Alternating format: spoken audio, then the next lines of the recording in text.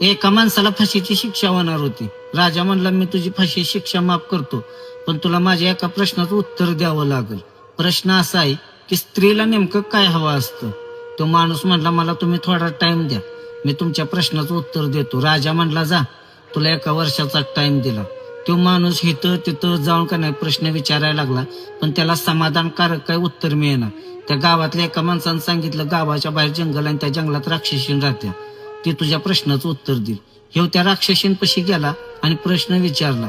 ती राक्षसीन म्हणाली मी तुझ्या प्रश्नाचं उत्तर देतो, पण तुला माझ्याशी लग्न करावं लागेल. तो माणूस म्हणला जर प्रश्नाचं उत्तर नाही मिळालं तर राजाच्या हातात असं पण मारायचंच आहे. चला म्हणला लग्न करूया. तिनं लग्न केलं आणि ती राक्षसीन खुश झाली. ती म्हणली तू माझ्यावर लग्न केलंस म्हणून मी तुला एक गिफ्ट देणार आहे. तू मला सांग की 24 तासातून मी 12 तास राक्षसीन होणार आणि 12 तास परी होणार. आता तू मला सांग